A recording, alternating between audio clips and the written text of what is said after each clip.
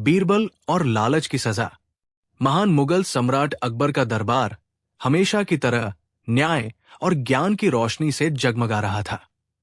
लेकिन आज फतेहपुर सीकरी के उस भव्य आंगन में एक अजीब सी परेशानी का साया मंडरा रहा था।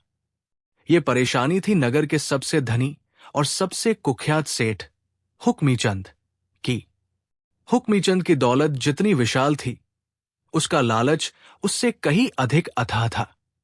उसने दरबार में आकर एक विचित्र दावा पेश किया। मामला एक साधारण किसान, जिसका नाम रामू था, उससे जुड़ा था। रामू ने सेठ की जमीन से कुछ ही दूर अपने खेत में काम करते हुए सोने के सिक्कों से भरा एक पुराना घड़ा खोद निकाला था। सेठ हुक्मीचंद ने तुरंत उस खजाने पर अपना हक जताना शुरू कर दिया। जहां पनाह, वो घड़ा मेरी जमीन की सीमा से लगा हुआ था, इसलिए वो मेरा हुआ। सेठ ने बड़ी धूर्तता से तर्क दिया। उसकी लालच भरी और बेतुकी दलीलें सुनकर सभी दरबारी खींच उठे। सम्राट अकबर भी असमंजस में पड़ गए। उन्होंने गहरी सांस ली और शांत स्वर में अपने सबसे प्रिय और बुद्धिमान नवरत्न की ओर देखा। बीरबल, उन्होंने कहा, तुम्हारी राय क्या है? इस अथाह लालच का न्याय कैसे किया जाए ताकि सेठ को उसके लोभ की उचित सजा मिल सके? बीरबल ने अदब से झुककर सलाम किया और बड़ी ही शांत भंगिमा से उत्तर दिया, जहां पनाह, सेठ हुक्मीचंद का तर्क तार्किक रूप से सही है। जो वस्तु जिस जमीन की सीमा से निकली है, वो कानूनी तौर पर उसी की संपत्ति है। सेठ हुक्मीचंद ये सुनकर तुरंत खुश हो गया और अपनी जीत निश्चित मान बैठा। लेकिन बीरबल ने अपनी बात पूरी नहीं की थी। परंतु हुजूर, बीरबल ने अपनी बात जारी रखी, यदि सेठ जी को अपनी जमीन की हर लाभदायक चीज पर हक है, तो उन्हें अपनी जमीन की हर जिम्मेदारी भी उठानी होगी। बीरबल ने एक पल के लिए रुके और सेठ की लालची आंखों में देखा। इस घड़े को निकालने के कारण जमीन में एक बड़ा और गहरा गड्ढा बन गया है। मेरा न्याय यह है कि जब तक सेठ जी अपनी निजी संपत्ति और श्रम से उस विशाल गड्ढे को पूरी तरह मिट्टी से भर नहीं देते, तब तक ये खजाना राज्य कोष में सुरक्षित रहेगा और गड्ढा भरने का काम कल सुबह से शुरू होना चाहिए। लालच के कारण सेठ की खुशी तुरंत चिंता में बदल गई। सेठ जी ने विरोध करने की कोशिश की। उनका चेहरा पीला पड़ चुका था और लालच की चमक फीकी पड़ गई थी। उन्होंने हाथ जोड़कर गिड़गिड़ाते हुए कहा, हुजूर, ये तो बहुत कठिन काम है। इतना बड़ा और गहरा गड्ढा मैं अकेला कैसे भर पाऊंगा? इसमें तो मेरी सारी पूंजी और शक्ति खत्म हो जाएगी। बीरबल ने अपनी उंगलियों पर लगी अंगूठी को देखते हुए कहा, सेठ जी, जब आप जमीन की संपत्ति पर अपना हक जोर शोर से बता रहे थे, तब आपने ये नहीं सोचा था। ये गड्ढा उसी खजाने को निकालने के कारण बना है, इसलिए इसे भरना भी जमीन के मालिक की ही जिम्मेदारी है। आप मजदूरों को लगा सकते हैं, लेकिन उस कार्य की पूरी लागत आपकी निजी संपत्ति से ही आएगी।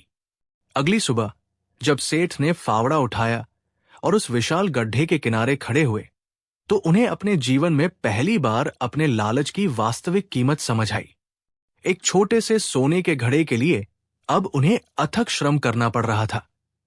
कुछ ही घंटों में उनका शरीर पसीने से लथपथ हो गया। उन्हें एहसास हुआ कि लालच ने उन्हें एक क्षणिक खुशी दी थी, लेकिन उसकी सजा एक भारी बोझ बनकर सामने खड़ी थी। सेठ ने अपने हाथों के छालों को देखा और महसूस किया कि यह गड्ढा इतना विशाल था कि वो अकेला उसे जीवन भर भी नहीं भर पाएगा।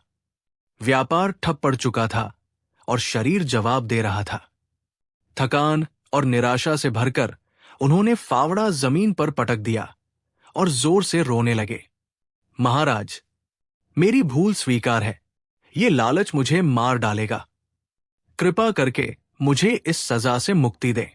ठीक उसी पल घोड़े की टापों की आवाज आई और बादशाह अकबर बीरबल के साथ निरीक्षण के लिए वहां पहुंचे।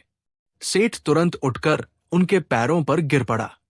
अकबर तो दया दिखाना चाहते थे, पर बीरबल ने उन्हें संकेत किया। बीरबल ने शांत स्वर में सेठ से कहा, सेठ जी, आपने लालच में आकर जिस जमीन का हक मारा था, उसकी कीमत अब चुकानी होगी। हमने आपको मजदूर लगाने की अनुमति दी थी। आप जितना धन बचाना चाहते थे, अब वही धन गड्ढा भरने में खर्च होगा। लालच ने जो क्षणिक आनंद दिया था, उसकी वास्तविक कीमत अब आपके खजाने से अदा होगी। सेठ को एहसास हुआ कि अब उन्हें अपनी मेहनत की कमाई का एक बड़ा हिस्सा उस गड्ढे को भरने में लगाना पड़ेगा। ये सजा शारीरिक श्रम से भी ज्यादा मानसिक थी। सेठ का चेहरा अपमान और पछतावे के बोझ से पीला पड़ गया। उसने कांपते हुए हाथों से बादशाह अकबर के सामने सिर झुकाया। वो जानता था कि अब कोई भी दलील काम नहीं आएगी। बादशाह अकबर ने गंभीरता से बीरबल की ओर देखा और कहा, बीरबल, तुमने लालच पर धन की ही चोट की, जो इस सेठ के लिए किसी भी शारीरिक दंड से बड़ी है। बीरबल ने शांत भाव से कहा, जहांपनाह, जब तक ये गड्ढा पूरी तरह भर नहीं जाता, सेठ जी को हर शाम राज दरबार में आकर श्रम का ब्यौरा देना होगा। ये सुनकर सेठ जी के होश उड़ गए। उन्हें अब ये कठोर सत्य स्वीकार करना पड़ा कि उनका बचाया हुआ धन, जिसे उन्होंने चालाकी से छिपाया था, अब दोगुने खर्च के साथ मिट्टी में मिल जाएगा। उस दिन सेठ ने सीखा कि लालच न केवल धन छीनता है, बल्कि व्यक्ति की नींद और सम्मान भी छीन लेता है।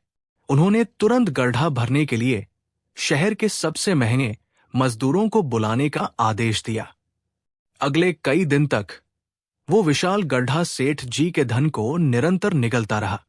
सेठ जी हर सुबह उठते तो उन्हें उस मिट्टी के ढेर की चिंता सताती, जो अब उनके लिए सबसे बड़ी विपत्ति बन चुका था। शहर भर के लोग उन्हें देखकर फुसफुसाते और सेठ जी को अपना माथा शर्म से झुकाना पड़ता था। शाम को फटेहाल और थके हुए सेठ जी राजदरबार में हाजिर होते और कांपते हुए आवाज में बताते कि आज कितनी मिट्टी डाली गई और कितना धन खर्च हुआ। जहांपनाह अकबर मुस्कुराते, पर बीरबल की आंखें गंभीर रहती। केवल एक हफ्ते के भीतर ही सेठ का छिपाया हुआ सारा धन और उससे कहीं अधिक मजदूरी में चला गया। जिस क्षण उस गड्ढे में आखिरी टोकरी मिट्टी डाली गई, सेठ जी ने गहरी सांस ली, मानो उनकी आत्मा को मुक्ति मिल गई हो।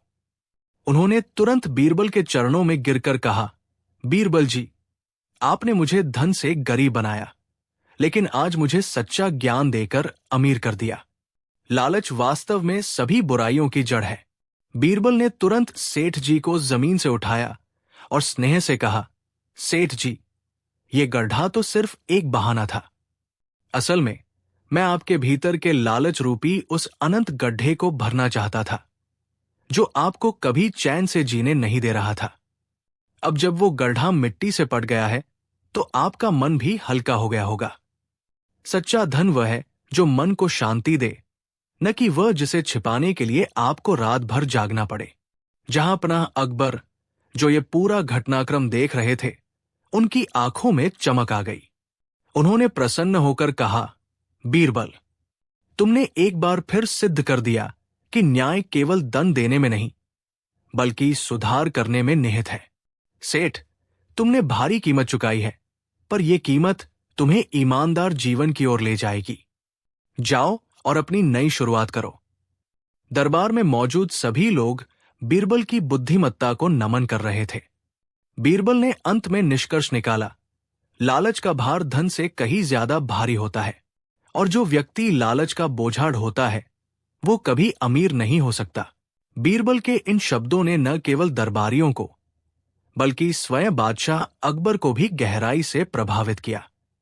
सेठ धनीराम, जिसका सिर अब शर्म और पछतावे से झुका हुआ था, धीरे धीरे उठा। उसकी आंखों में अब कोई छल या लालच नहीं था, बल्कि एक नई शुरुआत की विनम्रता थी। उसने बादशाह को झुककर प्रणाम किया और बिना कुछ कहे वो दरबार से बाहर निकल गया, अपने भारी बोझे लालच को छोड़कर एक हल्के मन के साथ। बादशाह अकबर ने बड़े स्नेह से बीरबल की ओर देखा। बीरबल, उन्होंने कहा, तुमने धन के मोल को नहीं, बल्कि जीवन के सच्चे मूल्यों को स्थापित किया है। तुम्हारे इस विलक्षण न्याय ने मेरे राज्य की कीर्ति और बढ़ा दी है। उन्होंने तुरंत अपने खजांची को आदेश दिया कि बीरबल को 100 अशर्फियों की थैली भेंट की जाए। बीरबल ने विनम्रता से कहा, जहांपनाह, मेरी असली दौलत तो आपके नागरिकों का विश्वास और संतुष्टि है। मगर बादशाह के आग्रह पर उन्होंने उपहार स्वीकार कर लिया और दरबार जय जयकार से गूंज उठा। ये दिन हमेशा के लिए याद रखा गया, लालच पर ईमानदारी की जीत का दिन। इस न्याय के बाद लालची व्यापारी का जीवन पूरी तरह बदल गया। वो भरी सभा में हुए अपने अपमान को कभी भूल नहीं पाया। समाज में उसकी प्रतिष्ठा धूल में मिल चुकी थी। बाजार में लोग उसे देखते ही कानाफूसी करने लगते थे और बच्चों ने उसे लालची सेठ नाम दे दिया था। बीरबल ने उसे शारीरिक दंड नहीं दिया था, पर यह सामाजिक बहिष्कार और शर्मिंदगी उसके लिए सबसे बड़ी सजा बन गई। अंततः उसने अपना लालच त्याग दिया और शेष जीवन ईमानदारी से बिताने का प्रण लिया। यह घटना पूरे साम्राज्य में फैल गई, जिससे बीरबल की बुद्धिमत्ता और भी अधिक सराही गई। बादशाह अकबर इस बात से और भी सुनिश्चित हो गए कि बीरबल जैसा रत्न उनके दरबार की सबसे अनमोल धरोहर है। बीरबल ने इस अवसर पर अपनी अशर्फियों का उपयोग जरूरतमंदों की मदद में किया, ये दर्शाते हुए कि सच्ची दौलत धन का संग्रह नहीं, बल्कि उसका सही उपयोग है। ये किस्सा एक स्थायी सबक बन गया। लालच हमेशा अंततः शर्मिंदगी ही लाता है। बादशाह अकबर ने बीरबल की ओर सम्मान भरी दृष्टि से देखा। उन्होंने कहा, बीरबल, तुम्हारे निर्णय में दंड कम और सुधार अधिक था। यह देखकर मुझे संतोष हुआ कि तुमने अपनी बुद्धिमत्ता का उपयोग केवल मुझे प्रसन्न करने के लिए नहीं, बल्कि मेरे लोगों को बेहतर बनाने के लिए किया। उन्होंने तुरंत आदेश दिया कि इस पूरी घटना को राजकीय अभिलेखों में दर्ज किया जाए, ताकि आने वाली पीढ़ियां भी उस लालची व्यक्ति की मूर्खता और बीरबल की दूरदर्शिता से सीख ले सकें। बीरबल ने विनम्रता से यह सम्मान स्वीकार किया, लेकिन उनका ध्यान हमेशा भविष्य की समस्याओं पर केंद्रित रहा। उन्होंने मन ही मन सोचा कि जब तक इंसान में लालच की प्रवृत्ति रहेगी, तब तक उन्हें ऐसे सबक सिखाने की आवश्यकता पड़ती रहेगी। बीरबल जानता थे कि धन की चमक मनुष्य की आंखों पर पट्टी बांध सकती है, इसलिए उनका अगला प्रयास यही सुनिश्चित करना था कि साम्राज्य में ईमानदारी और परिश्रम का महत्व सदा लालच से ऊपर रहे। इस घटना ने दरबार में नैतिक शिक्षा के महत्व को और भी अधिक बढ़ा दिया। समय बीतता गया और बीरबल की दूरदर्शिता के कारण साम्राज्य में ईमानदारी की भावना मजबूत होने लगी। हालांकि बीरबल जानते थे कि केवल दरबारियों को सबक सिखाने से काम नहीं चलेगा। लालच की जड़ें आम जनता और बाजार के व्यापारियों के बीच भी गहरी थी। उनकी पैनी नजर शीघ्र ही एक धूर्त और धनलोभी व्यापारी, जिसका नाम धर्मदास था, उस पर पड़ी। धर्मदास शहर का प्रमुख अनाज व्यापारी था, जो अक्सर संकट के समय अनाज का भंडारण, होर्डिंग करके ऊंचे दामों पर बेचता था और गरीबों का शोषण करता था। उसकी बेईमानी की शिकायतें धीरे धीरे महल तक पहुंचने लगी। एक दोपहर जब बादशाह अकबर ने बढ़ती महंगाई और बाजार की अनियमितताओं पर चिंता व्यक्त की, तो बीरबल ने तुरंत समस्या को अपने हाथ में ले लिया। बीरबल ने बादशाह से कहा, जहांपनाह, लालच का ये विष जल्द ही समाप्त होगा। मैंने उस व्यापारी के लिए एक अनोखी योजना तैयार की है, जिससे उसे सबक मिलेगा और पूरे साम्राज्य के लिए ये एक चेतावनी होगी। बीरबल की आंखों में चमक थी। वो जानते थे कि धर्मदास का लालच ही उसकी सजा का कारण बनेगा। अगले ही दिन बीरबल ने साधारण दरबारी वस्त्र त्याग दिए और एक दूर के प्रांत के धनी व्यापारी का वेश धारण किया। उन्होंने एक गुप्त संदेशवाहक के माध्यम से धर्मदास को अपनी हवेली पर मिलने का बुलावा भेजा। ये शर्त रखी कि मुलाकात पूरी तरह गोपनीय रहेगी। धर्मदास, जिसने सुना था कि वो व्यापारी असाधारण रूप से अमीर है, बिना समय गवाए बीरबल के पास पहुंच गया। बीरबल ने धीरे से कहा, मैंने सुना है कि तुम बाजार के सबसे चतुर व्यापारी हो। मेरे पास एक ऐसा अवसर है जो तुम्हें रातों रात सल्तनत का सबसे धनी व्यक्ति बना देगा। मुझे तुरंत पैसे की जरूरत है, इसलिए मैं तुम्हें एक बंजर जमीन का बड़ा टुकड़ा बेच रहा हूं। जाहिर तौर पर यह बेकार है, पर मुझे पता है कि इसकी मिट्टी के नीचे बहुमूल्य रत्न और सोना छिपा है। लालच से भरी धर्मदास की आंखों में चमक आ गई। बीरबल द्वारा बताई गई कीमत ऊंची थी, लेकिन संभावित लाभ इतना विशाल था कि धर्मदास ने तुरंत अपनी सारी जमा पूंजी और कुछ कर्ज लेकर भी बीरबल को सौंप दी। उसने कल्पना कर ली थी कि वो सोने से भरी जमीन का मालिक बन चुका है और जल्द ही बादशाह अकबर को भी पीछे छोड़ देगा। बीरबल मुस्कुराए, सौदा हो गया था और धर्मदास अपनी सजा की पहली सीढ़ी पर पैर रख चुका था। धर्मदास ने अगले ही दिन बड़े उत्साह के साथ उस जमीन पर काम शुरू करवा दिया। उसने दर्जनों मजदूर लगाए और उन्हें सख्त हिदायत दी कि एक एक इंच की मिट्टी छान मारी जाए। उसकी आंखें हर पल जमीन से निकलने वाले सोने के चमकते टुकड़ों को ढूंढ रही थी। वो कल्पना कर रहा था कि जल्द ही खजाने का संदूक सामने आएगा। दिन बीत गए और मजदूरों ने गड्ढे खोद खोद कर टीले बना दिए, लेकिन उन्हें केवल सूखी मिट्टी और कंकड़ ही मिले। सोना तो दूर, एक तांबे का सिक्का भी नहीं निकला। धर्मदास का शुरुआती जोश अब चिंता और क्रोध में बदल रहा था। उसकी सारी जमा पूंजी उस बेकार भूमि में लग चुकी थी, जिससे अब दुर्गंध आने लगी थी। थक-हार कर जब जमीन में उम्मीद का आखिरी बीज भी सूख गया, तो उसने निश्चय किया कि वो तुरंत बीरबल के पास जाएगा और अपने पैसे वापस मांगेगा। उसे यकीन हो गया था कि बीरबल ने उसके साथ बड़ा छल किया है। अगले ही पल धर्मदास क्रोध से जलता हुआ बीरबल के निवास पर पहुंचा। उसके चेहरे पर निराशा और अपमान की गहरी छाया थी। ये कैसा छल है बीरबल? तुमने मुझे बर्बाद कर दिया। मेरे सारे पैसे उस बंजर जमीन में दफन हो गए, जिसमें एक कंकड़ के सिवा कुछ नहीं मिला। धर्मदास ने चिल्लाकर कहा और अपना खाली झोला जमीन पर पटक दिया। तुमने मुझे धोखा दिया है और मैं अब अपना हर सिक्का तुरंत वापस चाहता हूं। बीरबल शांत मुद्रा में बैठे थे। उन्होंने धर्मदास के उबाल को ध्यान से सुना, फिर एक गहरी सांस ली और मुस्कुराकर बोले, धर्मदास जी, संदूक तो सामने ही था, लेकिन लालच की पट्टी आपकी आंखों पर बंधी थी, इसलिए आप उसे देख नहीं पाए। धर्मदास हक्का बक्का रह गया। क्या मतलब है तुम्हारा?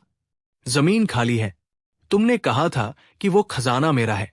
हां, वो खजाना आपका ही था, बीरबल ने गंभीरता से कहा।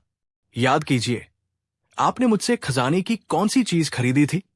आपने केवल खजाने का पता खरीदा था, और वो पता बिल्कुल सही निकला। आपने अपनी इच्छा से खुदाई की थी। बीरबल ने अपनी बात पूरी करते हुए कहा, मैंने साफ कहा था कि पता खरीदने के बाद ही आपको खजाना मिलेगा। वो संदूक मिट्टी में दफन नहीं था, बल्कि उसे एक साधारण पत्थर के नीचे छिपाया गया था, जिसे आपने खुदाई शुरू करने से ठीक पहले अधीरता और क्रोध में आकर दूर फेंक दिया था। वो खजाना भौतिक धन नहीं था धर्मदास जी, वो एक सबक था। धर्मदास का चेहरा सफेद पड़ गया। उसने अपनी जल्दबाजी याद करने की कोशिश की। बीरबल ने आगे समझाया, उस छोटे से संदूक में केवल एक कागज था, जिस पर लिखा था, लालच मनुष्य की सबसे बड़ी निर्धनता है। आपने पता तो पा लिया, लेकिन लालच के कारण आपने सबक खो दिया। खजाने का पता खरीदना आपकी इच्छा थी, लेकिन संदूक को लालच में आकर नजरअंदाज करना आपकी सजा। धर्मदास सिर झुकाकर खड़ा रहा। वो जान चुका था कि वो केवल ठगा ही नहीं गया है, बल्कि उसने स्वयं अपने लालच के जाल में खुद को फंसाया है।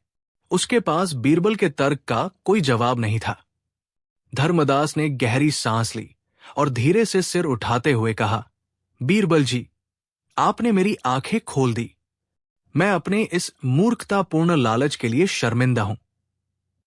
मैंने हमेशा धन को ही सब कुछ समझा, पर आज मुझे पता चला कि सच्चा खजाना ईमानदारी और संतोष में छिपा होता है। बीरबल मुस्कुराए। उन्होंने धर्मदास के कंधे पर हाथ रखा और सांत्वना दी, चिंता मत करो धर्मदास, इस घटना को सजा नहीं, बल्कि जीवन की एक बड़ी शिक्षा समझो। तुमने जो धन उस झूठे नक्शे पर गवाया वो क्षणभंगुर था, लेकिन जो सबक आज तुमने सीखा है वो अनमोल है। वापस जाओ और अपनी शेष संपत्ति का उपयोग केवल इकट्ठा करने में नहीं, बल्कि सही दिशा में दूसरों की भलाई के लिए करो। धर्मदास ने कृतज्ञता से बीरबल को प्रणाम किया। उस दिन से उसने लालच को पूरी तरह त्याग दिया। उसने अपने व्यापार में संतोष को प्राथमिकता दी और जल्द ही वो शहर में अपनी ईमानदारी और परोपकारी स्वभाव के लिए जाना जाने लगा। बीरबल का यह तर्क अंततः धर्मदास के लिए मुक्ति का मार्ग सिद्ध हुआ। कई वर्ष बीत गए। धर्मदास का नाम, जो कभी लालच के कारण बदनाम हुआ था, अब सच्चे दान और सेवा के लिए लिया जाता था। वो केवल धनी नहीं था, बल्कि संतुष्ट और शांत चित्त वाला भी था। उसकी ख्याति धीरे धीरे बादशाह अकबर के दरबार तक पहुंची। एक दिन अकबर ने अपने खास कक्ष में बीरबल को बुलाया। बादशाह ने आश्चर्य से कहा, बीरबल, हमने सुना है कि वो मूर्ख धर्मदास अब शहर का सबसे नेक और परोपकारी व्यक्ति बन गया है। क्या ये वही व्यक्ति है जिसने झूठे नक्शे पर अपनी सारी जमा पूंजी बर्बाद कर दी थी? बीरबल ने सिर झुकाया और मुस्कुराते हुए बोले, जहांपनाह, मैंने उसे कोई मंत्र नहीं दिया था। मैंने तो केवल उसे लालच की सजा दी थी। वो सजा जिसके तहत उसे अपना धन खोकर भी ज्ञान की दौलत मिली। धर्मदास ने जान लिया कि संपत्ति क्षणभंगुर है, लेकिन संतोष से प्राप्त चरित्र स्थायी होता है। यही सबक उसे मुक्ति के मार्ग पर ले गया। बादशाह अकबर बीरबल की बुद्धिमत्ता से अत्यंत प्रभावित हुए। उन्हें एहसास हुआ कि बीरबल ने केवल धर्मदास को नहीं सुधारा था, बल्कि उनकी न्याय की परिभाषा को भी बदल दिया था। बादशाह अपनी सीट से खड़े हो गए। उनके चेहरे पर गहन संतुष्टि और हर्ष का भाव था। उन्होंने बीरबल की ओर मुड़कर देखा और आदर से बोले, बीरबल, तुम न्याय को केवल दंड तक सीमित नहीं रखते, बल्कि उसे चरित्र निर्माण का माध्यम बना देते हो। धर्मदास ने अपना भौतिक धन तो खोया, लेकिन जो सबक उसने सीखा वो संसार की किसी भी संपत्ति से अधिक मूल्यवान है। अकबर ने अपनी अंगूठी उतारते हुए कहा, आज तुमने सिद्ध कर दिया कि लालच की सबसे बड़ी सजा धन का नुकसान नहीं, बल्कि अंतरात्मा की शुद्धि है। मुझे तुम पर गर्व है। इसके बाद बादशाह ने बीरबल को बहुमूल्य रत्न और स्वर्ण मुद्राएं भेंट की। बीरबल ने झुककर धन्यवाद दिया, लेकिन उनकी आंखें बता रही थी कि उनके लिए बादशाह का सम्मान ही सबसे बड़ा पुरस्कार था। उस दिन दरबार में उपस्थित सभी लोगों ने यह सबक सीखा कि लोभ अंततः दुख का कारण बनता है, जबकि संतोष से मिला एक साधारण जीवन भी किसी राजा के वैभव से कहीं अधिक सुखद हो सकता है। धर्मदास का नाम अब पूरे राज्य में लालच की सजा के प्रतीक के रूप में लिया जाने लगा। धर्मदास की कहानी जल्द ही राज्य के हर कोने में फैल गई। ये किस्सा अब केवल दरबार तक सीमित नहीं रहा, बल्कि बच्चों को सुनाया जाने वाला एक नैतिक सबक बन गया, ताकि वे बचपन से ही संतोष का महत्व समझ सकें। बादशाह अकबर ने इस घटना को एक राजकीय आदेश का आधार बनाया और घोषणा की कि भविष्य में कोई भी दरबारी या सरकारी अधिकारी यदि लालच के वशीभूत होकर प्रजा को ठगने की कोशिश करेगा, तो उसकी सजा धर्मदास से भी अधिक कठोर होगी। इस सख्त रुख के कारण राज्य में भ्रष्टाचार, करप्शन पर लगाम लगी और ईमानदारी का माहौल बना। बीरबल इस परिणाम से अत्यंत संतुष्ट थे। वो जानते थे कि लोगों को न्याय का डर दिखाने से ज्यादा जरूरी है उन्हें ये समझाना कि सच्चा धन दौलत में नहीं, बल्कि साफ नियत और अच्छे कर्मों में निहित है। धर्मदास का उदाहरण बीरबल के ज्ञान और बुद्धिमत्ता की अमिट छाप बन गया, जिसे उन्होंने अक्सर दरबार में उठने वाले नैतिक प्रश्नों का हल करने के लिए उपयोग किया। अब राज्य में किसी भी नए अधिकारी को नियुक्त करने से पहले बीरबल उसे धर्मदास की सजा का किस्सा जरूर सुनाते थे। राज की प्रशासनिक व्यवस्था मजबूत हो गई थी और अब छोटे-मोटे भ्रष्टाचार की शिकायतें लगभग बंद हो चुकी थी। अकबर इस स्थिरता से बेहद प्रसन्न थे, परंतु उनके मन में एक गहरा दार्शनिक प्रश्न अक्सर उठता रहता था। एक दोपहर जब दरबार शांत था, अकबर ने बीरबल की ओर देखा और पूछा, बीरबल, तुमने धर्मदास को तो सजा दे दी और हमने उसके लालच को भी सबके सामने उजागर कर दिया, लेकिन मुझे ये बताओ, क्या लालच मनुष्य की प्रकृति का ऐसा हिस्सा नहीं है जिसे पूरी तरह मिटाया ही नहीं जा सकता? बीरबल ने विनम्रता से सिर झुकाया। उन्होंने उत्तर दिया, जहां पनाह, लालच को आप जड़ से उखाड़ नहीं सकते, क्योंकि ये भूख और इच्छा का ही विकृत रूप है, मगर हम इसे नियंत्रित जरूर कर सकते हैं। हमारा न्याय, हमारी शिक्षा और हमारी नैतिकता उस रस्सी की तरह है जो इस जंगली घोड़े लालच की लगाम को मजबूती से थामे रखती है। डर और ज्ञान का संतुलन ही इस समस्या का एकमात्र समाधान है। अकबर उनकी इस सूक्ष्म दृष्टि से हमेशा की तरह प्रभावित हुए। बादशाह ने अपनी दाढ़ी सहलाते हुए कहा, बीरबल, तुम्हारी बुद्धि और तुम्हारा न्याय सदैव सराहनीय रहा है। सिद्धांत तो तुमने समझा दिया, पर अब क्या तुम इसे व्यवहार में सिद्ध कर सकते हो? तुम्हें पता है कि मेरे राज्य के एक मुंशी, जिसका नाम माधवदास है, उसकी लालच की हद पार हो चुकी है। वो रिश्वत लेता है, हिसाब किताब में गड़बड़ी करता है और छोटे व्यापारियों को लगातार सताता है। अकबर की आवाज में थोड़ी निराशा थी। उसका लालच राज्य की व्यवस्था को खोखला कर रहा है। मैंने उसे अनेक बार चेतावनी दी, पर सब व्यर्थ। मैं चाहता हूं कि तुम उसे पकड़ो और तुम्हारे सिद्धांत के अनुरूप उसे ऐसी सजा दो जो न केवल उसके अपराध का दंड हो, बल्कि दूसरों के मन से भी लालच का बीज निकाल सके। बीरबल ने तुरंत सहमति में सिर हिलाया। जैसी आपकी आज्ञा, जहां पनाह। मैं माधवदास के लिए एक ऐसी युक्ति तैयार करूंगा जहां लालच ही उसकी सबसे बड़ी सजा बन जाएगा। उसे ज्ञान और डर का ऐसा संतुलन मिलेगा कि वो स्वयं अपने किए पर पश्चाताप करेगा। बीरबल ने अगले ही दिन दरबार से छुट्टी ली और अपनी युक्ति को मूर्त रूप देने में लग गए।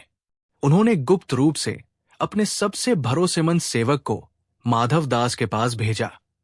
सेवक ने माधवदास को एक बंद लिफाफा सौंपा। उत्सुकतावश माधवदास ने तुरंत पत्र खोला।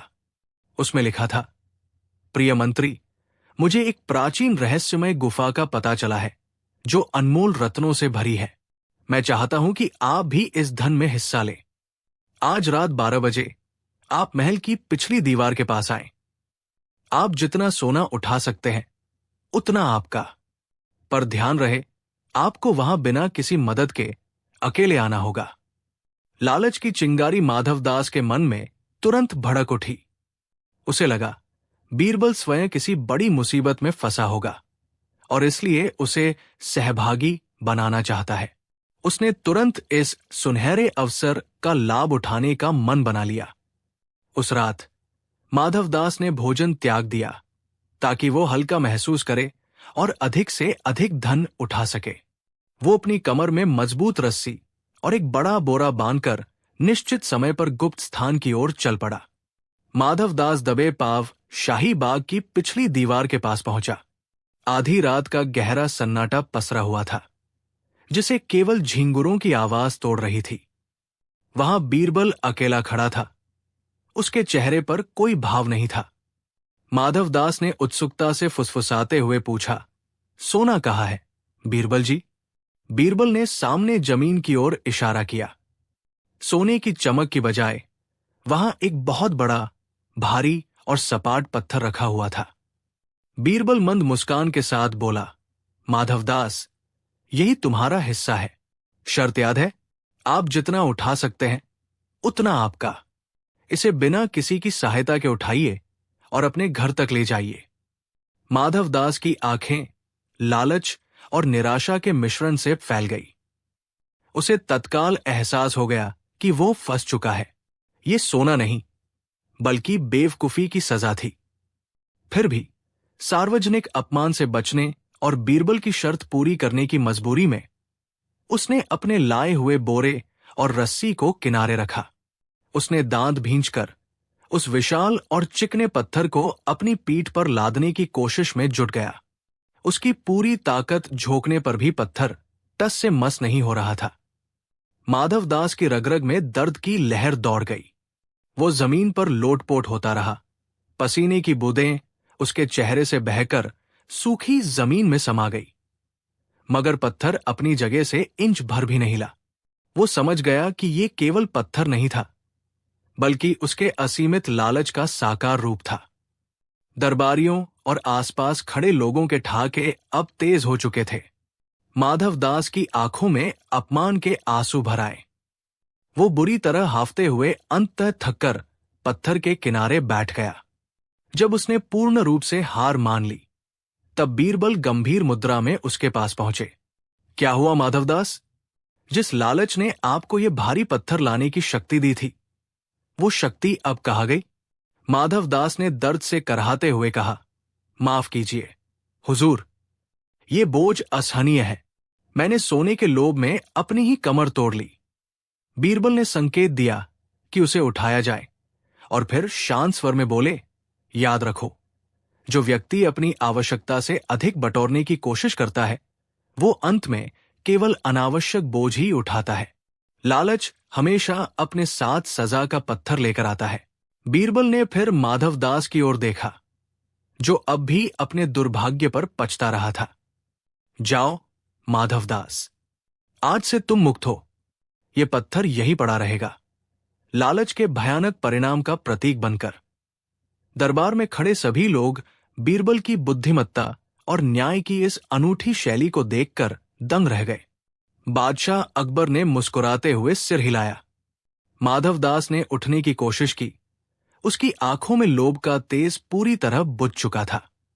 उसकी जगह अब केवल कृतज्ञता और शर्मिंदगी थी। उसने झुककर बीरबल को प्रणाम किया और धीरे धीरे दरबार से बाहर निकल गया। उसकी कमर का दर्द उसे जीवन भर ये बात याद दिलाता रहा कि संतोष सबसे बड़ा धन है। उस दिन से न केवल माधवदास ने, बल्कि दरबार के कई अन्य लोगों ने भी अपनी इच्छाओं की सीमा पहचान ली। उन्होंने सीखा कि सच्ची खुशी दौलत बटोरने में नहीं, बल्कि जीवन में हल्कापन और ईमानदारी बनाए रखने में है। अकबर ने एक लंबी सांस ली, मानो उनके दरबार से एक बड़ा बोझ हट गया हो। उन्होंने बीरबल की ओर देखा और उनके चेहरे पर गर्व का भाव था। बीरबल, बादशाह ने गर्मजोशी से कहा, तुमने एक बार फिर साबित कर दिया कि समस्या की जड़ काटने के लिए बल की नहीं, बल्कि बुद्धि की आवश्यकता होती है। तुमने माधवदास को ऐसी सजा दी जो उसे जीवन भर याद रहेगी, लेकिन साथ ही उसे सम्मान से जीने का अवसर भी दिया। बीरबल ने विनम्रता से सिर झुकाया। जहांपनाह, लोभ का बोझ सबसे भारी होता है। जब तक कोई व्यक्ति स्वयं उस बोझ को फेंक न दे, उसे शांति नहीं मिलती। मेरा काम बस दर्पण दिखाना था, ताकि वो देख सके कि उसने अपनी पीठ पर कितना अनावश्यक भार लाद रखा था। बादशाह मुस्कुराए। तुम्हारा दर्पण हमेशा साफ होता है मेरे दोस्त। अब तुम जाओ और थोड़ा विश्राम करो। दरबारीगण बीरबल की जय जयकार करने लगे। उस दिन ये बात पूरी सल्तनत में फैल गई कि बीरबल ने लालच को भी एक शिक्षक में बदल दिया था। उस घटना के बाद व्यापारी ने सचमुच अपने जीवन का रुख मोड़ लिया।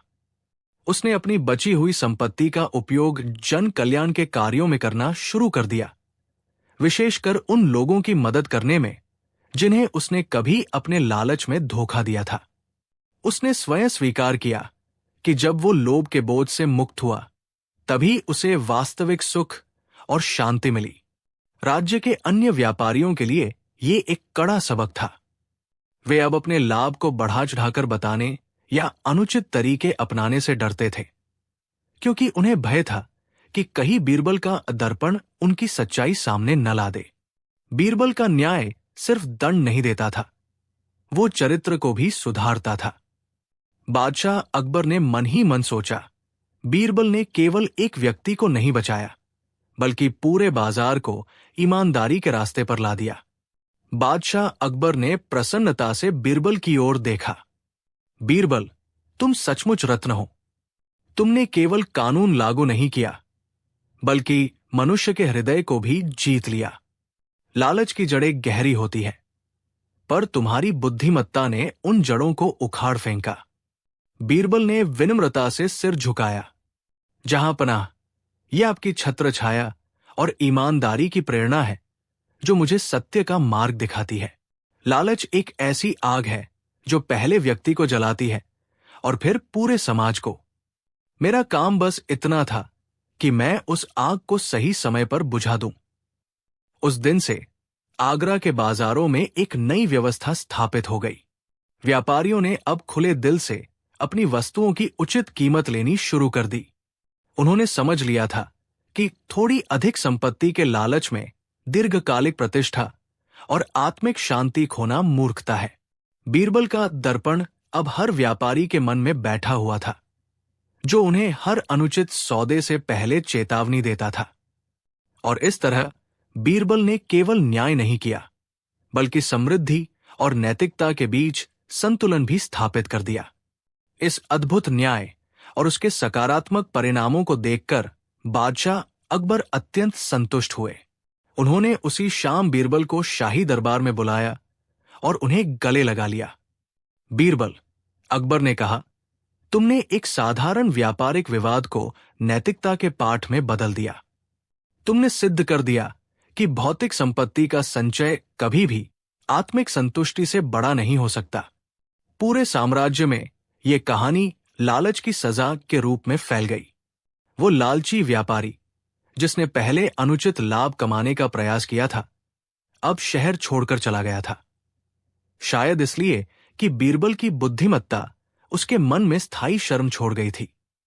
बीरबल का समाधान केवल तात्कालिक नहीं था, ये एक स्थायी सीख बन गया कि न्याय का मार्ग हमेशा ईमानदारी और धर्मपरायणता से होकर गुजरता है और लालच अंततः अपने ही पैरों पर कुल्हाड़ी मारता है। और इस तरह एक बार फिर बीरबल ने सिद्ध कर दिया कि बुद्धि तलवार से कहीं अधिक शक्तिशाली होती है। बादशाह अकबर ने बीरबल की ओर देखा।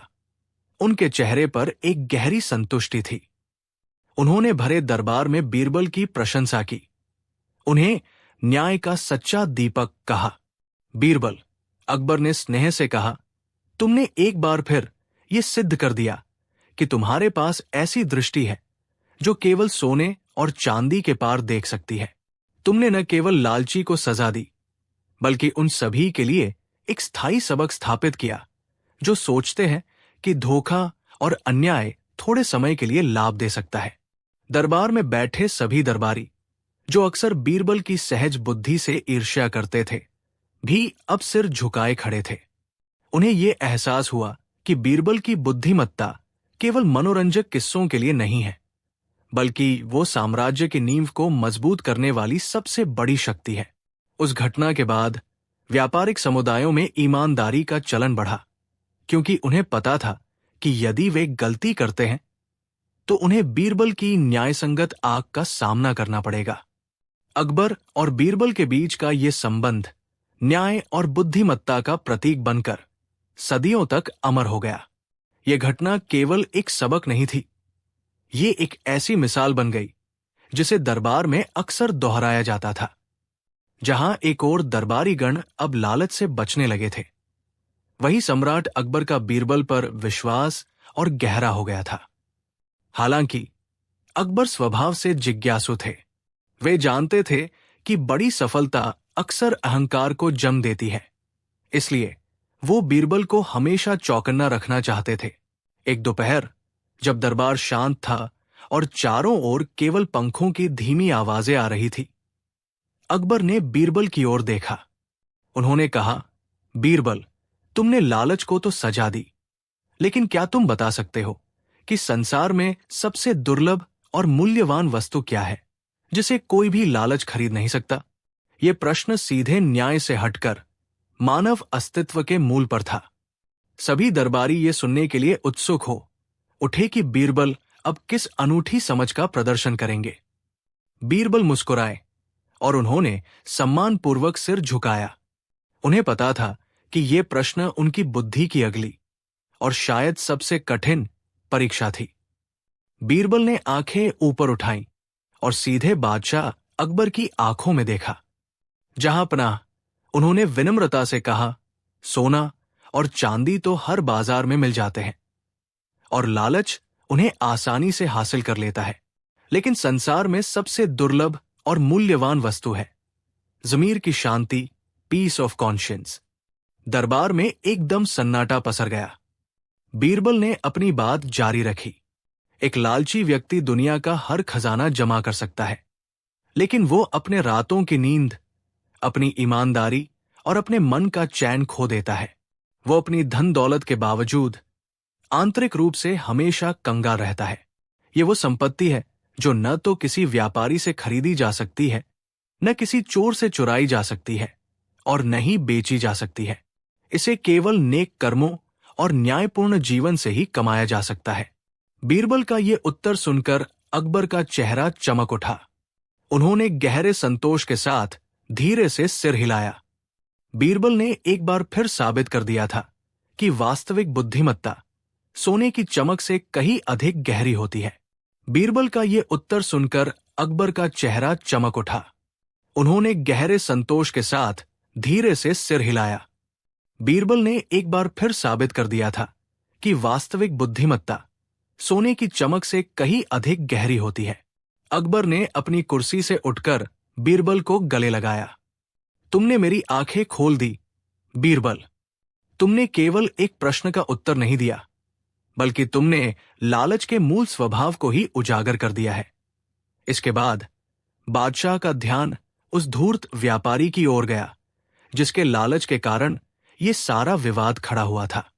वो व्यापारी जिसका नाम धर्मपाल था, अब भय और शर्म से सिर झुकाए खड़ा था। अकबर ने गंभीर और कठोर स्वर में कहा, धर्मपाल, तुमने सुना बीरबल ने क्या कहा? तुमने कुछ सिक्कों के लिए अपने सम्मान और आंतरिक शांति का सौदा किया। तुम्हारा लालच अब तुम्हारी सबसे बड़ी सजा बनेगा। अकबर ने अपने वजीर को आदेश दिया कि धर्मपाल की वो सारी संपत्ति जिसे उसने अवैध तरीके से जमा किया था जब्त कर ली जाए। ये संपत्ति राजकोष में जमा होगी और धर्मपाल को अगले 6 महीने तक बिना वेतन के शाही बगीचों की देखभाल करनी होगी। उसे समझना होगा कि मेहनत और ईमानदारी का मूल्य क्या होता है। धर्मपाल का चेहरा पीला पड़ गया। उसकी आंखें शर्म और घबराहट से भरी थी। जब शाही सैनिकों ने उसे पकड़कर बाहर ले जाना शुरू किया तो उसने झुककर कांपते स्वर में कहा, जहांपनाह, मेरी मूर्खता को क्षमा करें। बीरबल, आपने मुझे सही रास्ता दिखाने की कोशिश की, पर मैं लालच की दलदल में फंस गया। ये दृश्य देखकर पूरे दरबार में सन्नाटा छा गया। सभी ने महसूस किया कि धन की वासना क्षण भर का सुख देती है, लेकिन उसका परिणाम अत्यंत पीड़ादायक होता है। बीरबल ने आगे बढ़कर महाराज अकबर से कहा, जहांपनाह, मुझे आशा है कि यह सजा केवल धर्मपाल के लिए नहीं, बल्कि उन सभी लोगों के लिए एक सबक होगी जो सोचते हैं कि मेहनत किए बिना धन कमाया जा सकता है। लालच एक ऐसा रोग है जो व्यक्ति की बुद्धि और विवेक को नष्ट कर देता है। अकबर ने गर्व से बीरबल की ओर देखा। निश्चित रूप से बीरबल, तुम्हारी बुद्धिमत्ता ने राजकोष को बचाया और एक व्यक्ति को सुधारने का अवसर दिया। उन्होंने आदेश दिया कि इस घटना को शाही रिकॉर्ड में दर्ज किया जाए ताकि भविष्य में कोई अधिकारी लालच के जाल में न फंसे। जल्द ही धर्मपाल शाही बगीचों में औजार पकड़े हुए अपनी सजा पूरी कर रहा था। धर्मपाल, जिसने अपने जीवन में कभी फावड़ा या खुरपी नहीं उठाई थी, अब शाही गुलाबों की देखभाल में जुट गया था। कड़ी धूप और मिट्टी से सने हाथों से काम करते हुए उसे शुरुआती दिनों में बहुत कष्ट हुआ। हर शाम जब वो थकाहारा लौटता तो उसके शरीर में दर्द होता, पर उसका मन पिछली चिंता और लालच से मुक्त था। धीरे धीरे शारीरिक श्रम की आदत पड़ गई और उसे एहसास हुआ कि इस ईमानदारी की कमाई और मेहनत के पसीने में एक ऐसा गहरा संतोष छिपा है जो उसे अपने पद के अहंकार और धोखे से अर्जित धन में कभी नहीं मिला था।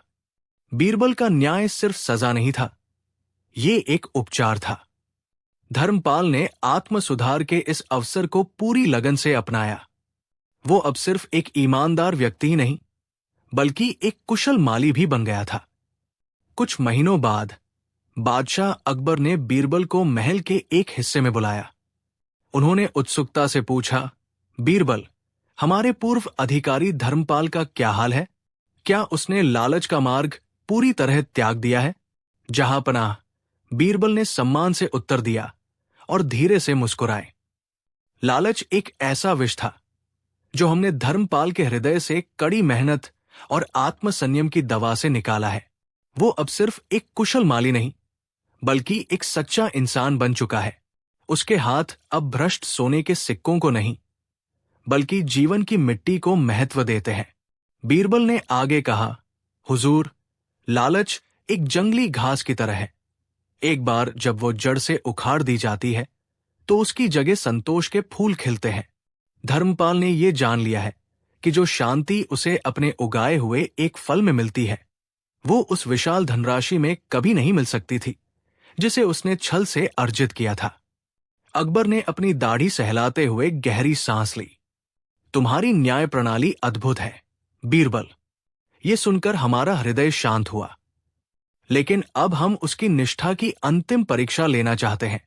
हम जानना चाहते हैं कि क्या ईमानदारी का ये बीज सत्ता के उच्च आसन पर भी फलता फूलता है या नहीं। उसे वापस दरबार में बुलाओ। हम उसे एक नया छोटा दायित्व सौंपेंगे। धर्मपाल को अगले ही दिन सम्मानपूर्वक दरबार में बुलाया गया। जब वो अंदर आया तो उसका सिर झुका हुआ था और उसके चेहरे पर अब अहंकार की जगह गहन शांति और दृढ़ता थी। अकबर ने मुस्कुराते हुए कहा, धर्मपाल, तुमने अपनी गलती की सजा सहर्ष स्वीकार की है। अब हम तुम्हें अपने शाही बागानों के आयव्यय निरीक्षक का पद सौंपते हैं। ये जिम्मेदारी छोटी है, लेकिन तुम्हें यहां एक एक पाई का हिसाब भी ईमानदारी और पारदर्शिता से रखना होगा। धर्मपाल ने नतमस्तक होकर पद स्वीकार किया और बिना किसी शिकायत या प्रश्न के अपने काम में लग गया। बीरबल की आंखें हर दिन धर्मपाल के बही खातों पर टिकी रहती थी। कई महीने बीत गए और हिसाब किताब की पारदर्शिता ऐसी थी कि वर्षों में कभी नहीं रही थी। एक बार हिसाब मिलाते समय धर्मपाल ने स्वयं बादशाह को बताया कि एक नौकर ने गलती से शाही खजाने से 2 चांदी के सिक्के ज्यादा ले लिए हैं और उसने तुरंत वो राशि वापस जमा करा दी है। अकबर ने राहत की सांस ली। वो समझ गए कि लालच का बीज अब धर्मपाल के हृदय से जड़ से उखड़ चुका है। अकबर ने मुस्कुराते हुए बीरबल की ओर देखा और कहा, बीरबल, तुम सही थे। तुमने धर्मपाल को केवल दंड नहीं दिया, बल्कि उसे सुधारने का मार्ग दिखाया। लालच की जड़ उखाड़ने का ये तुम्हारा तरीका अद्भुत है। बीरबल ने सम्मानपूर्वक सिर झुकाया। जहांपनाह, मैंने धर्मपाल को कोई नई शिक्षा नहीं दी। मैंने बस उसे एक ऐसा पद सौंपा जहां लालच की कीमत चुकाना अनिवार्य था। जब लालच के साथ अत्यधिक उत्तरदायित्व और जवाबदेही जुड़ जाती है, तो मनुष्य अपनी सुरक्षा के लिए ईमानदारी का कवच पहन लेता है। अकबर ने उत्सुकता से पूछा, तो क्या तुम ये कहना चाहते हो कि मनुष्य स्वाभाविक रूप से ईमानदार नहीं होता, वो केवल डर के कारण सही रास्ते पर चलता है? नहीं, जहांपनाह, बीरबल ने उत्तर दिया। मनुष्य की नीयत पर संदेह करना ठीक नहीं, लेकिन जब धर्मपाल को अपनी प्रतिष्ठा और जीवन दोनों दांव पर लगे दिखाई दिए, तो उसने अपनी इच्छा से लालच को त्याग दिया। लालच की असली सजा यही है कि वो तुम्हें निरंतर भय में रखती है, और धर्मपाल अब उस भय से मुक्त हो चुका है। अकबर इस गहन तर्क को सुनकर अत्यंत प्रसन्न हुए। उन्होंने धर्मपाल को फिर से खजाने के मुख्य अधिकारी का पद सौंप दिया। अकबर ने बीरबल की ओर देखते हुए कहा, बीरबल, तुम सदा ही मेरे मन के भ्रम को दूर कर देते हो। ये शिक्षा केवल धर्मपाल के लिए नहीं, बल्कि हर उस व्यक्ति के लिए है जो धन के मोह में फंस जाता है। बीरबल ने शालीनता से झुकते हुए कहा, जहांपनाह, लालच का असली दंड बाहरी नहीं होता, बल्कि आंतरिक होता है। जब तक कोई व्यक्ति लालची होता है, वो अपनी संपत्ति की चिंता में हर पल जला करता है। धर्मपाल ने भले ही कुछ समय के लिए खजाने से दूरी बनाई, पर वो भय की कैद में था। अब जब उसने स्वयं को भय से मुक्त कर लिया है, तो लालच की सजा समाप्त हो गई है। बीरबल के इस स्पष्टीकरण से दरबार में उपस्थित सभी लोग सहमत हुए। धर्मपाल ने अपनी गलती से सीख ली और जीवन भर पूरी ईमानदारी और संतोष के साथ राजकीय सेवा की, इस बात को समझते हुए कि मन का चैन ही सबसे बड़ा धन है। इस घटना के बाद अकबर ने बीरबल को अमूल्य मोतियों का हार भेंट किया। बीरबल ने मोतियों का वह अमूल्य हार झुककर विनम्रता से स्वीकार किया। बादशाह अकबर इस बात से अत्यंत प्रसन्न थे कि उनके मुख्य सलाहकार ने एक बार फिर बुद्धिमत्ता का परिचय दिया। उन्होंने भरे दरबार में ये बात दोहराई कि ज्ञान और संतोष ही सच्चे मनुष्य के आभूषण है, जबकि लालच एक ऐसी अग्नि है जो अंततः सब कुछ भस्म कर देती है। इस घटना की चर्चा पूरे आगरा में होने लगी और लोगों ने धर्मपाल के भाग्य पर दया की, पर बीरबल की बुद्धिमत्ता की सराहना की। परंतु हर सीख हर किसी पर लागू नहीं होती। दरबार में बैठा विशालकाय नाम का एक दरबारी ये सब देख रहा था। वो मन ही मन ईर्ष्या की आग में जल उठा। उसे लगा कि बीरबल को अक्सर ही ऐसे बेशकीमती तोहफे क्यों मिलते हैं। उसने मन में ठान लिया कि वो भी जल्द ही कोई ऐसा काम करेगा जिससे बादशाह उसे बीरबल से भी बड़ा इनाम दे। लालच की ये नई चिंगारी विशालकाय के मन में सुलग उठी और वो बीरबल को नीचा दिखाने के लिए एक अवसर की तलाश में जुट गया। लालच की उस चिंगारी ने विशालकाय को चैन से बैठने नहीं दिया। वो एक पल भी बर्बाद नहीं करना चाहता था। अगले ही दिन जब बादशाह अकबर दरबार में विराजमान थे, तो विशालकाय बड़े आत्मविश्वास के साथ उनके सामने खड़ा हो गया। जहां पनाह, उसने ऊंची आवाज में कहा, बीरबल की बुद्धिमत्ता निसंदेह सराहनीय है, लेकिन मेरी स्वामी भक्ति और मेरी दृष्टि उनसे कहीं अधिक व्यावहारिक है। मैं देखता हूं कि आप अक्सर छोटे मोटे उपहारों से प्रसन्न हो जाते हैं। अगर मुझे राजकोष के रखरखाव की जिम्मेदारी दी जाए तो मैं केवल 1 महीने के भीतर इतना अतिरिक्त धन और कीमती रत्न जमा कर सकता हूं कि बीरबल के अब तक के सभी तोहफे उसके सामने फीके पड़ जाएंगे। विशालकाय का ये अहंकारपूर्ण दावा सुनकर दरबार में फुसफुसाहट शुरू हो गई। बादशाह अकबर ने गहरी सोच में डूबकर विशालकाय की ओर देखा। उन्हें लगा कि विशालकाय अत्यधिक आत्म प्रशंसा कर रहा है, परंतु अकूत धन पाने के लालच ने उन्हें एक मौका देने का मन बना लिया। उन्होंने विशालकाय से पूछा, तुम ये कैसे करोगे और बदले में तुम्हें क्या चाहिए? विशालकाय की आंखें चमक उठीं। बस मुझे एक मौका दे, जहांपना, और मेरा इनाम वही होगा जो मैं बचाऊंगा, उसका 10वां हिस्सा। मंजूर है, बादशाह अकबर ने अपनी मुट्ठी भींचते हुए कहा। अकूत संपत्ति की कल्पना ने उनके विवेक पर लालच का पर्दा डाल दिया था। तुम्हें 7 रातों का समय दिया जाता है। यदि तुम सफल हुए तो तुम्हारा 10वां हिस्सा तुम्हें मिलेगा। विशालकाय की आंखें विजय की चमक से भर उठीं। बहुत बहुत धन्यवाद, जहांपनाह। मेरी योजना यह है कि शाही खजाने को एक विशेष गुप्त तहखाने में रखा जाए, जिसे मैं स्वयं 7 रातों के लिए सील कर दूंगा। ये धन शुद्धि की प्रक्रिया होगी, जिसके दौरान खजाना 10 गुना बढ़ जाएगा।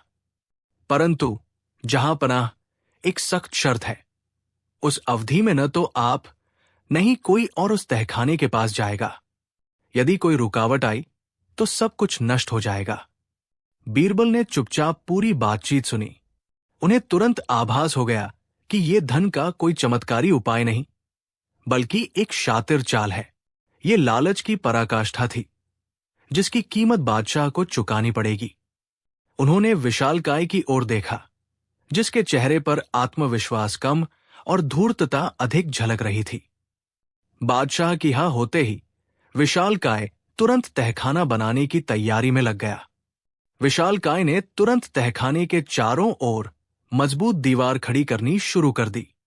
उसने अपनी गतिविधि पूरी तरह गुप्त रखी और बाहर एक बड़ा सा अभेद्य ताला लगा दिया। उसने बादशाह को अंतिम चेतावनी दी कि ठीक 7 दिनों बाद खजाना 10 गुना हो जाएगा और उस क्षण से पहले कोई भी बाधा विनाशकारी होगी। अगले कुछ दिन दरबार में अजीब बेचैनी रही। बादशाह अकबर घड़ी घड़ी तहखाने की ओर देखते उनके चेहरे पर लालच की चमक स्पष्ट थी। वो उत्सुकता से बार बार बीरबल से पूछते, क्या तुम्हें सच में लगता है कि यह सच होगा? क्या हम सचमुच करोड़पति बनने वाले हैं? बीरबल ने बड़ी ही शांत मुद्रा में उत्तर दिया, जहांपनाह, मैं केवल यही जानता हूं कि जहां आशा बड़ी होती है वहां धोखा भी उतना ही बड़ा हो सकता है। बादशाह ने बीरबल की बुद्धिमानी पर ध्यान न देते हुए उन्हें केवल एक ईर्ष्यालु दरबारी समझा। इस बीच विशालकाय तहखाने के अंदर छिपा रहा। उसकी चुप्पी और रहस्यमय गतिविधियों ने बीरबल के संदेह को और पुख्ता कर दिया। वो समझ गए कि 7वें दिन कुछ बड़ा होने वाला है और उन्हें अब गुप्त रूप से छानबीन करनी होगी। उसी रात जब चारों ओर शांति छा गई और पहरेदार भी अपनी ड्यूटी में सुस्त पड़ गए, बीरबल ने अपनी गुप्त छानबीन शुरू की। उन्होंने सावधानी से तहखाने के पिछले अनदेखे द्वार की ओर रुख किया। बीरबल ने अपनी बुद्धिमत्ता का प्रयोग करते हुए ताले को चुपचाप खोल दिया। अंदर घुसते ही उन्हें धन की नहीं बल्कि नम मिट्टी और पुरानी सड़ी हुई लकड़ियों की तीव्र गंध महसूस हुई। बीरबल ने अपनी छोटी मशाल जलाई। जो दृश्य सामने आया वो बीरबल के संदेह को पुख्ता करता था। विशाल ने खजाना नहीं जुटाया था। उसने चतुराई से केवल चमकदार पत्थरों और पीतल के बर्तनों का ढेर लगा रखा था, जिन्हें ऊपर से सुनहरे रंग से चमकाया गया था। तहखाने के मध्य में एक छोटी सी सुरंग दिखाई दी, जो शायद भागने के लिए तैयार की गई थी। कोने में विशाल गहरी नींद में था और उसके पास एक जहर की छोटी शीशी और एक मुड़ा हुआ नक्शा पड़ा था। बीरबल समझ गए, विशाल का इरादा केवल धोखा देने का नहीं बल्कि धोखे के बाद भागने या किसी बड़ी साजिश को अंजाम देने का था। 7वां दिन सचमुच खतरनाक होने वाला था। बीरबल ने तुरंत चुप्पी साध ली और सतर्कता से आगे बढ़े। उन्होंने पहले जहर की शीशी और मुड़ा हुआ नक्शा उठा लिया, ये सुनिश्चित करते हुए कि विशाल की नींद न टूटे। नक्शा खोलते ही स्पष्ट हो गया कि वो छोटी सी सुरंग केवल एक छोटा सा भाग नहीं बल्कि राज्य की सीमा तक भागने का एक विस्तृत और जटिल मार्ग था। विशाल का लालच केवल धन हड़पने तक सीमित नहीं था बल्कि वो धोखे से भागकर किसी पड़ोसी राज्य के साथ मिलकर साजिश रचने की फिराक में था। बीरबल समझ गए, 7वें दिन जब सम्राट खजाने का मुआयना करने आते तब तक विशाल गायब हो चुका होता।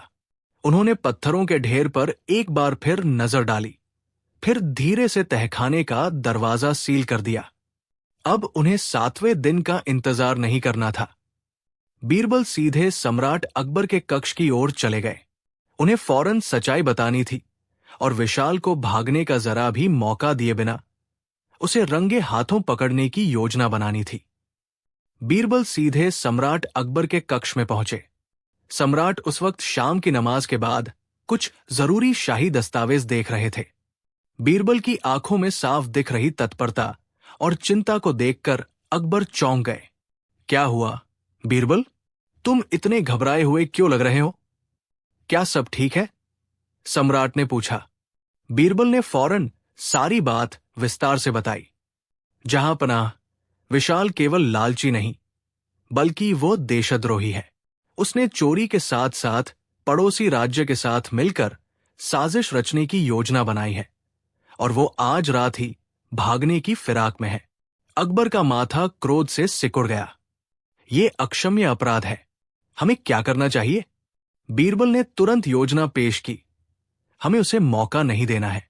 आप अभी इसी क्षण बिना किसी शोर शराबे के मेरे साथ तहखाने की ओर चलें। हम चुपचाप वहां छिपकर इंतजार करेंगे। विशाल को रंगे हाथों पकड़ने का यही सही समय है जब वो अपनी चोरी का अंतिम माल लेकर निकलने की कोशिश करेगा। सम्राट ने तुरंत सहमति दी। बिना किसी देरी के दोनों गुप्त रूप से खजाने के तहखाने की ओर चल दिए। खजाने के तहखाने तक पहुंचने का मार्ग संकरा और अंधेरा था। बीरबल ने सम्राट को इशारे से एक विशाल काले रंग के पर्दे के पीछे छिपा दिया, जिसे मरम्मत के लिए वहां रखा गया था। दोनों ने सांसें रोके रखी। तहखाने के वातावरण में केवल उनके हृदयों के धड़कने की धीमी लेकिन तेज आवाज थी। कुछ ही मिनटों में उन्हें चाबियों के हिलने की हल्की, सावधानी भरी आवाज सुनाई दी। फिर एक परछाई दरवाजे के पास ठिठकी। ये विशाल था। उसके हाथ में एक भारी चमड़े का थैला था और उसकी आंखें चारों ओर संदेह से घूम रही थी। लालच उसके चेहरे पर स्पष्ट झलक रहा था। उसने ये सुनिश्चित करने के लिए चारों ओर देखा कि कोई नहीं है, और फिर फुर्ती से अंतिम ताला खोला। जैसे ही वो बेशकीमती सिक्कों और गहनों को थैले में भरने के लिए अंदर दाखिल हुआ, बीरबल ने अकबर को आगे बढ़ने का संकेत दिया। ये रंगे हाथों पकड़ने का सही समय था। जैसे ही विशाल ने बेशकीमती सिक्कों और गहनों को थैले में भरने के लिए अंदर दाखिल हुआ, बीरबल ने अकबर को आगे बढ़ने का संकेत दिया। ये रंगे हाथों पकड़ने का सही समय था। रुक जाओ, धोखेबाज!